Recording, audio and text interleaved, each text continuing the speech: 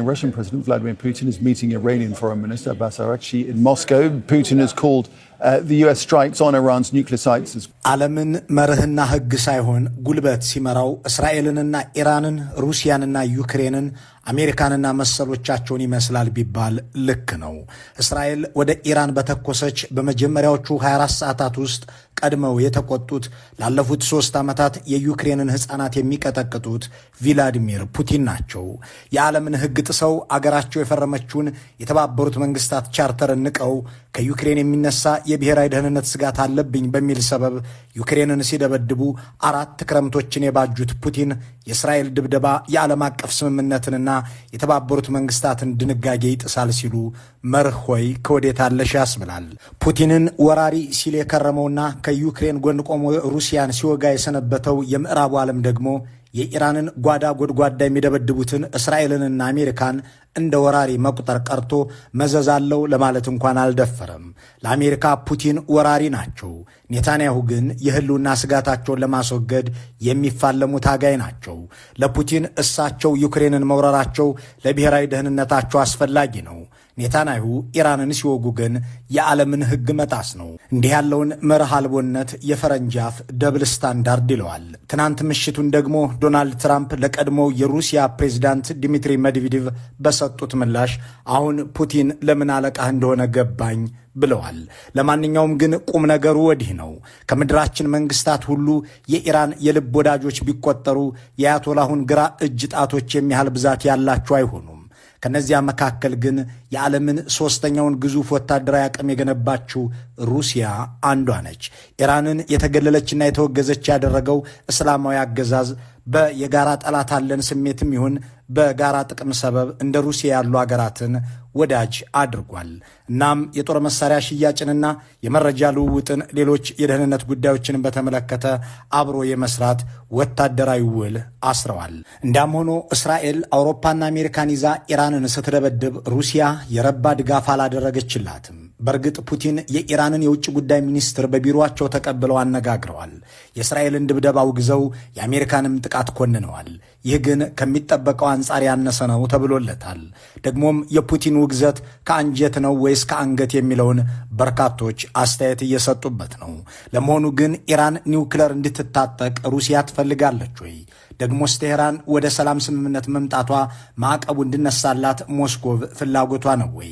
የአሁኑ የእስራኤል ኢራን ጦርነት የአሜሪካም ጣልቃ ገብነት ለፑቲን ሀገር የሚጠቅም እንጂ ጉዳቱስ ምኑ ላይ ነው? በሶሪያ ጦርነት ባሻር አልአሳድን ለማሰንበት ህብረት ፈጥረው የተዋጉት ሩሲያና ኢራን ስለምን የእስራኤልን ድብደባ የአሜሪካን ጥቃት በጋራ ለመከላከል ሲተባበሩ አልታዩም?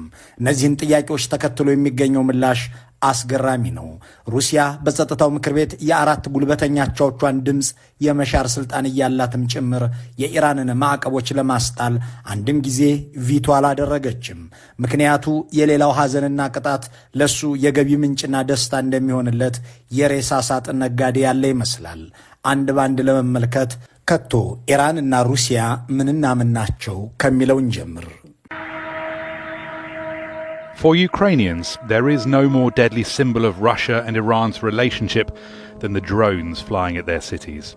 እነዚህ የዩክሬንን ሰማዮች የሚያርሱ የዚያችን ምስራቅ አውሮፓዊት ሀገር ከተሞች የሚያፈራርሱ በኪየቭ፣ በሉትስኮ፣ በስሎቫኒያስክ አያሌ ሰዎችን ገድለው የ60 ቢሊዮን ዶላር የተገመተ ንብረትን ያወደሙ ድሮኖች ሩሲያ ሰራሽ ብቻ አልነበሩም። ኢራን አምርታ ለሩሲያ የሸጠቻቸው በፋርስ ቋንቋ ሻሂድ የተሰኘ ስም የተሰጣቸው 136 እና 131 የሚል መለያም ያላቸው ድሮኖች በብዙ ተዋግተዋል። በተለይ ሩሲያ ዩክሬን ላይ ወረራውን እንደጀመረች በነበሩት ተከታታይ ወራት እነዚህ ድሮኖች የፑቲንን አየር ኃይል አግዘው ምድር ጦሩ ድሎችን እንዲቀዳጅ የድርሻቸውን ተወጥተዋል። በእርግጥ እነዚያን ድሮኖች አሁን ሩሲያ ራሷ መገጣጠም ችላለች። ስለ ሁለቱ ሀገራት ግንኙነት ሲነሳም የማይዘ የዘለለው ወታደራዊ ሁኔታቸው ነው። የሁለቱ ሀገራት ግንኙነት ወታደራዊ መጠቃቃትም ወታደራዊ መተባበርም የተፈራረቁበት ነው። ትብብርም ባላንጣነትም የውክልና ጦርነትም የቀጥታ ወዳጅነትም የተቀባበሉት ነው። ታሪካቸውን ቅድመ የኢራን አብዮትና ቅድመ ሩሲያ፣ ድህረ ሶቪየት ህብረትና ድህረ እስላማዊ አብዮት ብለን ስናገላብጠው ደም መፋሰስና ወዳጅነት መመለስ ሲከታተሉ እናገኛቸዋለን። በሶቪየት ህብረት ዘመን ሞስኮቭ በኢራን ውስጥ የሚንቀሳቀሱ ኮሚኒስት ኃይሎችን ትደግፍ ነበር። በኢራን አብዮት መጥቶ አያቶላዎች ስልጣን ሲይዙ ግን ሞስኮቭ የውክልና ግጭቷን ያዝ አደረገችው። ሆኖም ሳዳም ሁሴን ኢራንን ሲወር ነገር ተገለባበጠ። ሶቪየት የሳዳሟ ኢራቅ ደጋፊ ሆና ተሰለፈች። በወቅቱ ኢምፔሪያሊስቱ ዓለም ሳዳምን አውግዞ ኢራንን ደግፎ መቆሙ ለኮሚኒስቷ ሞስኮቭ ከባግዳድ ጎን እንድትሆን ምክንያት ነው ተብሎ ነበር። ሆኖም የሁለቱ ሀገራት ግንኙነት ከሶቪየት ህብረት መፈራረስ በኋላ ከቪላዲሚር ፑቲን ወደ ስልጣን መምጣት ወዲህ እጅጉን ተሻሻለ። በተለይ በ2015 ሁለቱን ሀገራት በአንድ የጦር ግንባር እንዲገናኙ ምክንያት የሆነ አጋጣሚ ተፈጠረ። ያ ጦር መድረክ ደግሞ ሶሪያ ነበር። ሁለቱም የባሻር አልአሳድ ደጋፊ ሆነው ዘመቱ። ሩሲያ በአየር ኃይል፣ ኢራን በእግረኛ ጦር። President Putin used this interview to clarify his position on Syria. ኢራንና ሩሲያ በሶሪያ መድረክ ከ10 ዓመት በፊት በጋራ መዝመታቸው የልብ ወዳጅነታቸውን ያመለክታሉ የሚለው ጠቃሚ ርዕሰ ጉዳይ ነው። በወቅቱ ሁለቱም ሀገራት የዓለም መሳሪያዎችና ጉልበተኞች ሁሉ መሞከሪያ ወደ ነበረችው ሶሪያ የመግባታቸው ምክንያት ግን ለየቅል ሆኖ እናገኘዋለን። ከሶቪየት ህብረት መፈራረስ በኋላ ራሷን ለማንሰራራት ስትል ስትገነባም የኖረችው ሩሲያ ክሪሚያን በቀላሉ ከዩክሬን ለመንጠቅ የሚያስችላትን ጉልበት በ2014 አሳይታለች። በዚህም ሰበብ ከቡድን 8 አባል ሀገራት ተባረረች። ልዩ ልዩ ማዕቀቦችም ተከተሏት። በኒውክለር ፕሮግራሟ ምክንያት ማዕቀብ ሲጣልባት የነበረችው ኢራንም ተመሳሳይ ቅጣት ውስጥ የምትገኝበት ዘመን ነበር። በአጠቃላይ ሁለቱም ሀገራት የምዕራቡ ዓለም የኢኮኖሚ ሰይፉን የመዘዘባቸው ወቅት ነበር። በዚያን ሰሞን የዘመኑ የአሜሪካ ፕሬዚዳንት ባራክ ኦባማ አይኤስን በመዋጋት ሰበብ ጦራቸው ወደ ሶሪያ እንዲዘምት አድርገዋል። የባሻር አልአሳድን ተቃዋሚዎች ማስታጠቅ ግን ከተልእኮዎቹ አንዱ ነበር። ይህንን የሚያውቁት ሩሲያና ኢራንም ሐሳብ ብቻ ሳይሆን ኃይል አዋጡ።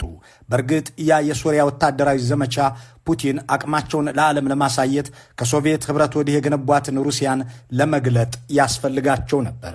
እናም የሶቪየት ህብረትን የታላቅነት ዘመን የመመለስ ህልም የነበራቸው ፑቲን አሜሪካና አጋሮቿን የሚገዳደር ኃይል መገንባታቸውን ለማሳየት፣ ኢራን ደግሞ የባሻር አልአሳድ መንግስት ተወግዶ አምርራ የምትጠላቸው ሱኒዎች ስልጣን እንዳይዙ ለመቅጨት ወደ ሶሪያ ዘመቱ።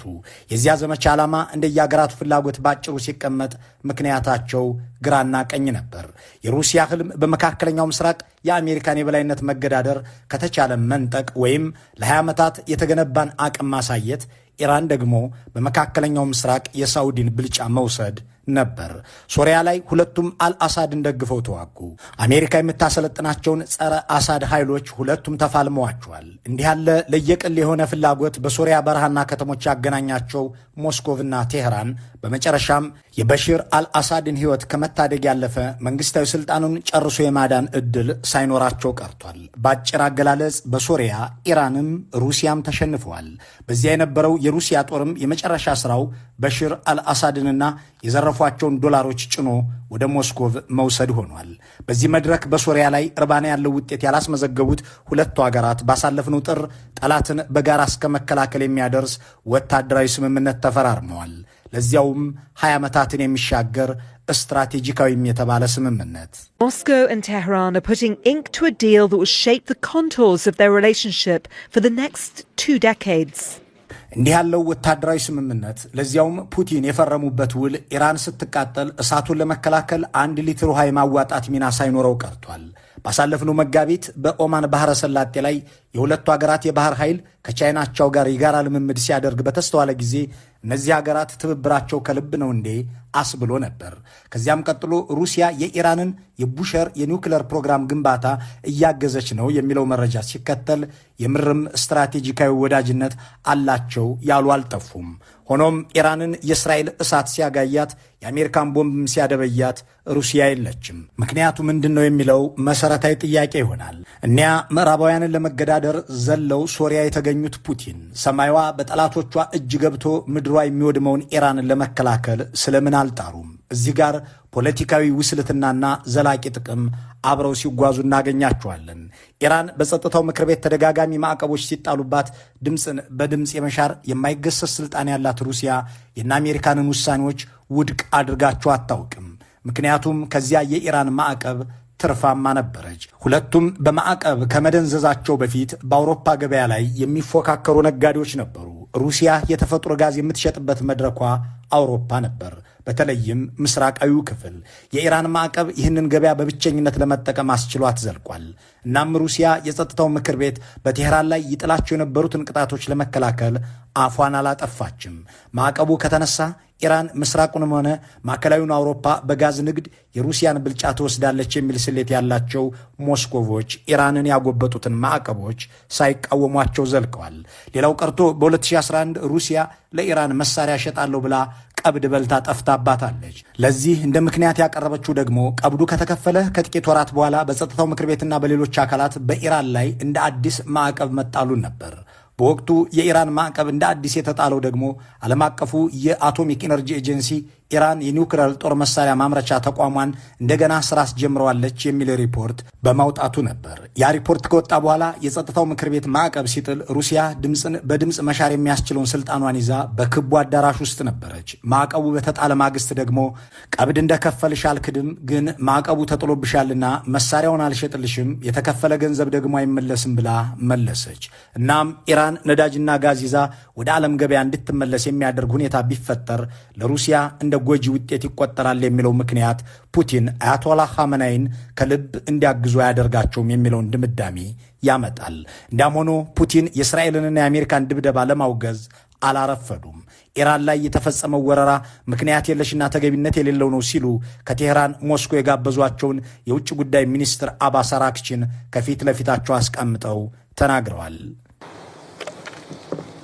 This absolutely unprovoked aggression against Iran has no basis whatsoever and no justification. ፑቲን የእስራኤልና ኢራን የዋሽንግተንና ቴህራን ጦርነት ሰርግና ምላሻቸው ሆኗል እንጂ ከአያቶላህ ኻሜኒ ጎን እንድሰለፍ የሚያስገድደኝ ሁኔታ ተፈጥሯል ብለው ያምኑም የሚለውን ጉዳይ ሰፋ አድርጋ የጻፈችው የፖለቲካ ሳይንቲስቷ ሃና አኖቴ ዋይ ኢዝ ኖት ራሽያ ዲፌንዲንግ ኢራን በሚለው የአትላንቲክ ትንታኔዋ እንደውም የሩሲያው ፕሬዝዳንት ይህ ጦርነት ቶሎ እንዲያልቅ ይፈልጋሉ ትላለች።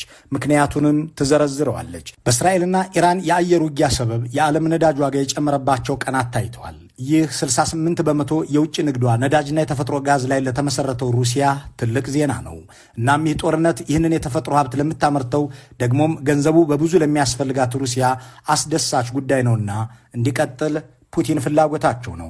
በተለይም ኢራን በዚህ የአሜሪካ ጥቃት ተማራ የሆርሙዝን ወሽመጥ ከዘጋችው የፑቲን ሀገር የምታስገባው ጥቅም የበዛ ይሆናል። 20 በመቶ የዓለም ነዳጅ የሚተላለፍበት ይህ መስመር ተዘጋ ማለት ሩሲያ የዓለምን የነዳጅና የተፈጥሮ ጋዝ ገበያ ተቆጣጠረች ማለት ይሆናል። በመሆኑም ይህ ጦርነት ገፍቶ ኢራንም ሆርሙዝን ዘግታው ማየት ለሩሲያ የምትመኘው ነገር ነውና ኢራንን ወደዚህ እርምጃ የሚገፋ ድብደባ ቢያጋጥማት ለሞስኮቭ የሚፈለግ ጉዳይ ነው። ሃናኖቴ ያሰፈረችው ሌላኛው ጉዳይ ዓለም ኢራን ላይ ማተኮሩ፣ አውሮፓና አሜሪካም እስራኤልን ለመደገፍ መረባረቡ እሳቸው ያለ ከልካይና ተውባይ ዩክሬን ላይ የከፈቱትን ዘመቻ እንዳካሄዱ እየረዳቸው ነው የሚለው ነው። የሚዲያው ትኩረት ከምስራቅ አውሮፓ ወደ መካከለኛው ምስራቅ መዞሩ ብቻ ሳይሆን የምዕራቡ ዓለምም ለእስራኤል የሚያደርገው ድጋፍ ለዩክሬን የሚሰጠውን እገዛ እንዲቀንስ ያደርገዋል የሚል እምነት ያላቸው ፑቲን ኢራንን ለመከላከል አንድ ጥይት የሚተኩሱ አጋር እንዳይሆኑ አድርጓቸዋል ትላለች። እናም ለዓመታት በኢራን ላይ የማዕቀብ ቦምቦች ሲዘንቡ ተባባሪ የነበረችው ሩሲያ አሁን ደግሞ ሕንፃ የሚንዱ ጄኔራል የሚገድሉ ሳይንቲስትም የሚቀሉ ቦምቦች ሲዘንቡባት ልትከላከልላት አልወደደችም። የቀድሞው የሩሲያ ፕሬዝዳንት በአሁኑ ወቅት በአገራቸው የብሔራዊ ደህንነት ምክር ቤት ምክትል ሊቀመንበር የሆኑት ዲሚትሪ ሜድቬዴቭ ለኢራን የኒውክለር ልማት አገራት ድጋፍ ሊያደርጉ ዝግጁ ናቸው በማለት በትዊተር ያሰፈሩት መልእክት የትራምፕን ጸጉር አስነጭቷል። ዲሚትሪ ቃል በቃል እንዲህ አሉ። የኒውክለር መሳሪያን ማበልጸግም የሚቀጥል ተግባር ይሆናል። የዶናልድ ትራምፕ ወረራ ግልጽ ያደረገው ነገር የኒውክለር ትጥቅ ማምረትን አይቀሬነት ነው። በርካታ ሀገራት ለኢራን የኒውክለር መሳሪያን ለማምረት የሚያስችለውን ንጥረ ነገር ሊሰጧት ዝግጁ ናቸው። የኢራንን አገዛዝን ማጠናከር ግድ ይሆናል። ትራምፕ ግን አዲስ ጦርነትን በመቀስቀስ ኖቤል ይገባኛል ሲል የነበረበትን እድሉን አኮላሽቶታል። ለዚህ ምላሽ የጻፉት ትራምፕ ደግሞ እንዲህ አሉ። የቀድሞው የሩሲያ ፕሬዝዳንት አገራት ለኢራን የኒውክሌር ማበልጸጊያ መሳሪያ ሊሰጧት ተዘጋጅተዋል ሲል ሰማሁ ልበል? የኒውክሌር ጉዳይ እንዲህ በቀላሉ የሚነገር ቃል አይደለም እኮ። ፑቲን ለምን አለቃህ እንደሆነ አሁን ገባኝ በማለት በርከት ካሉ የማጣጣልና የአሽሙር ቃላት ጋር የታጀበ ምላሽ ጽፈውላቸዋል። እንዳም ሆኑ ሜድቬዴቭ ለኢራን አገራቸው ስለምታደርገው ልዩ ገዛ ያሉት ነገር የለም። የአሁኑ የኢራን እስራኤል ጦርነትም ሆነ የአሜሪካ ጣልቃ ገብነት ለፑቲን ግን ሁኔታው ለኔ ተመቸኝ የሚያስብላቸው ሆኗል። እሳቸው ከልካይ በሌለበት ዩክሬንን እየወገሩ ነው። መልካሙን ሁሉ በመመኘት በዚሁ እንሰናበታለን።